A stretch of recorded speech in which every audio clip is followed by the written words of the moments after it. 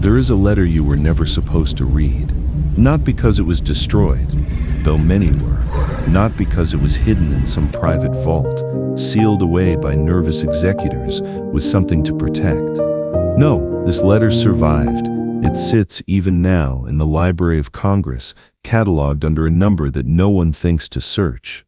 It survived precisely because the people who read it first decided it was too strange, too revealing, too uncomfortably human to be dangerous. They were wrong. The year is 1909. Sigmund Freud is 53 years old, and he is afraid, not of death. He had made a certain peace with death. Or so he told himself in the quiet hours after midnight, when the cigar smoke curled toward the ceiling of his study at Berggasse 19, and the rest of Vienna slept beneath a sky, the color of old pewter. What he feared was something more specific, more surgical. He feared being misunderstood by the one man who understood him completely. That man was Carl Gustav Jung. Their correspondence had begun in 1906. Initiated by Jung, younger by 19 years, Swiss, Protestant, and burning with a kind of intellectual ambition that Freud recognized immediately because he had once worn it himself. Jung had sent him a copy of his word association studies, and Freud had written back within days.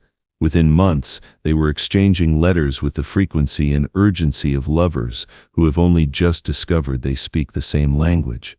By 1909, they had exchanged nearly 300 letters. 300. Think about what that number means. Not emails, not messages that dissolve into a feed and are forgotten. Letters, written by hand, sealed, sent across borders, opened with deliberate hands on the other side. Each one a small act of faith. Each one carrying the faint smell of ink and expectation across the cold geography of Europe. And in these letters something was happening that neither man would ever fully acknowledge in public. Freud was building a church, and he knew it.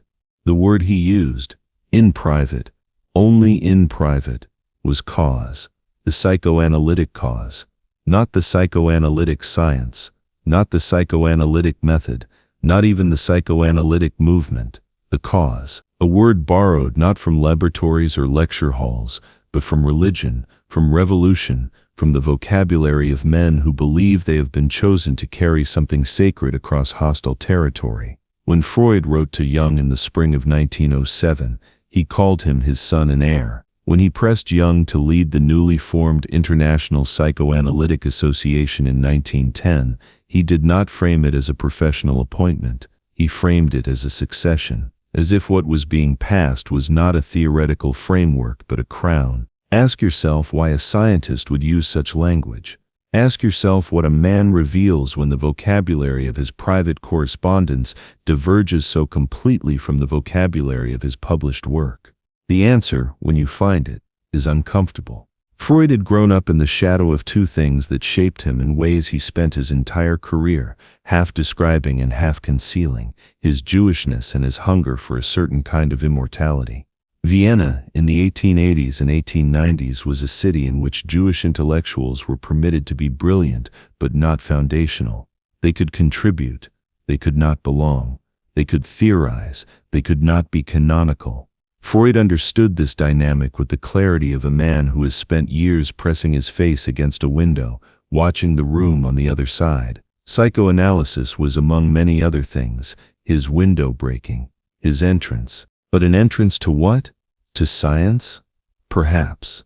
But the letters suggest something more. They suggest that what Freud wanted, what he needed in the way that men need things they cannot name in daylight, was a tradition, a lineage. Something that would continue after him, not merely as a set of ideas to be tested and revised and eventually superseded, as science demands, but as a living practice, something with disciples, something with orthodoxy, something that if you deviated from its core tenets without permission, would cast you out. Something, in other words, exactly like a religion. The irony is almost too precise to be accidental. Freud had written and would continue to write extensively about the psychological origins of religious belief. He saw religion as a collective neurosis, a civilizational defense mechanism against the terror of helplessness, a projection of the Father onto the infinite. He was, publicly and proudly, an atheist, and yet the architecture he was quietly constructing in his letters to Jung bore all the hallmarks of the institution he claimed to have diagnosed and dismissed. There was doctrine, the primacy of the sexual etiology of neurosis, which was not merely a hypothesis but a loyalty test. There was hierarchy, with Freud at the apex and dissent flowing upward through approved channels or not at all. There was excommunication. Ask Alfred Adler. Ask Wilhelm Steckel. Ask, eventually and most devastatingly, Jung himself. And there was, running beneath all of it, like a cold underground river, the demand for faith, not evidence-based revision. Faith. In 1909, Freud and Jung traveled together to America, to Clark University in Worcester, Massachusetts, where both men were to receive honorary degrees and deliver lectures. The journey took 7 weeks. They spent enormous portions of it analyzing each other's dreams, a practice that, when you sit with it long enough, begins to feel less like professional collaboration and more like something that belongs in the history of monasticism. 2 men on a ship in the middle of the Atlantic Ocean, confessing the contents of their sleeping minds to each other, searching for the hidden architecture of their own desires. It was during this trip that the first crack appeared. Freud refused to share one of his dreams. Jung pressed him for the personal details that would allow proper analysis, and Freud declined. His reason, recorded in Jung's own memoir decades later, was this: he could not risk his authority. Those were his words. He could not risk his authority. A scientist does not protect his authority by withholding data. A scientist follows the data wherever it leads, including into his own discomfort, including into his own embarrassing or destabilizing interior landscape. What Freud did on that ship was not science. It was something older. It was what a pope does when he speaks from a position that cannot be questioned because the questioning itself would be the heresy. Jung remembered it. He wrote it down, and he did not forget. The letters that followed their return from America have a different texture. Still warm, still intimate, still saturated with the particular intensity of 2 minds that have found each other across a century that was growing stranger by the year. But there is something new in them, a watchfulness, a careful quality, like men who have realized they are walking a narrowing path and have begun, almost imperceptibly, to watch each other's feet. And here the paradox reaches its most suffocating depth. Because Freud's need for Jung was never purely intellectual. It was never simply strategic.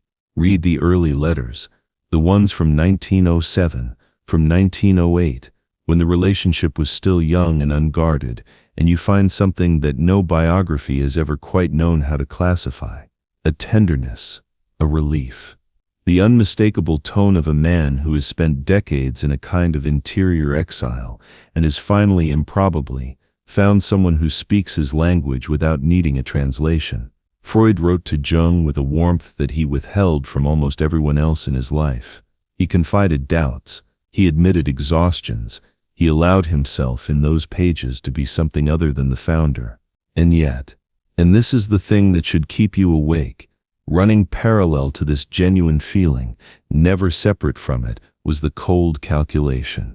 Freud needed Jung to be Christian, to be Swiss, to be socially legitimate in ways that Freud, for all his genius, could never quite be in the Europe of that moment. He wrote about this with a frankness that is startling even now. The movement needed to be rescued from the danger of becoming a Jewish national affair. Jung was not simply a beloved son and intellectual heir. He was also, simultaneously, a strategic necessity, a kind of theological camouflage. These 2 things, the love and the calculation, were not in conflict for Freud. They existed in the same gesture, the same sentence, sometimes the same word. And that is perhaps the most Freudian thing about the entire correspondence, the discovery that in human beings, genuine feeling and cold utility are not opposites. They are, far more often than we would like to admit, the same impulse wearing 2 different faces. The breaking point came gradually, then suddenly, in the way that all real endings do. Jung's interest in myth, in the collective dimensions of the unconscious, in the possibility that the psyche contained something that could not be reduced to repressed sexuality or childhood trauma. These were not idle intellectual diversions. They were the early architecture of what would become analytical psychology, a system as serious and internally consistent as Freud's own. But to Freud, they were something else. They were deviation. They were in the vocabulary of the church he had built without admitting he was building it, heresy. The last letters between them have the quality of a cold room in January. The warmth does not disappear all at once. It drains slowly, the way heat drains from a space that has been closed off from its source. By 1912, Jung had published Transformations and Symbols of the Libido, in which he redefined the concept of libido in ways that detached it from its strictly sexual meaning. Freud read it the way a founder reads a defection. In January 1913, he wrote to Jung with a formality that was its own kind of violence. "I propose that we abandon our personal relations entirely." That was it. After 7 years, after 300 letters, after dreams shared on the Atlantic, the twins shared on the Atlantic, after a relationship that both men had described, at various points, in terms that exceeded anything the professional vocabulary of the time could adequately contain. Abandoned, entirely. What followed, the decades of mutual silence, the occasional public comment, loaded with the careful venom of men who know exactly where the other is most vulnerable, has been written about extensively. But what has not been written about, not with the directness it deserves, is what the correspondence itself reveals about the nature of what Freud was doing in those years when psychoanalysis was young and the future was still unwritten. He was doing what all founders do when they feel the ground shifting beneath what they have built. He was protecting the doctrine at the expense of the relationship. He was choosing the church over the man. And here is where it becomes not history but mirror. Because in 2026, we live inside institutions, intellectual, digital, political, cultural, that operate on exactly this logic. The logic that says the framework must be protected, the brand must be consistent, the deviation must be corrected or expelled. We have built, in the language of Freud's own theory, collective superegos of extraordinary rigidity, systems that punish departure not with argument but with exclusion, with the withdrawal of recognition, with silence. Freud diagnosed this in religion. He diagnosed it in civilization. He never quite diagnosed it in himself. Or perhaps he did. Perhaps that is what the withheld dream on the ship was really about. Perhaps the thing he could not risk his authority by revealing was not a dream at all, but a recognition. The recognition of a man who had built exactly what he had spent his life criticizing, and who understood in that airless cabin in the middle of the Atlantic that there was no longer any way back from what he had become. The letters are still there, the archive is still open, and somewhere in those pages, in the fading ink of a correspondence that changed the history of how human beings understand themselves, there is a question that Freud never answered, not because he lacked the intelligence, not because he lacked the courage in every other domain of human inquiry, but because to answer it honestly, he would have had to become the patient. So, here is the question he refused to ask himself, and the question I am now leaving with you. Somewhere inside you there is also a withheld dream, a version of yourself you have shown to no one, not because it is shameful, but because revealing it would cost you the authority you have spent years constructing, the image, the consistency, the self you have agreed to be in front of others.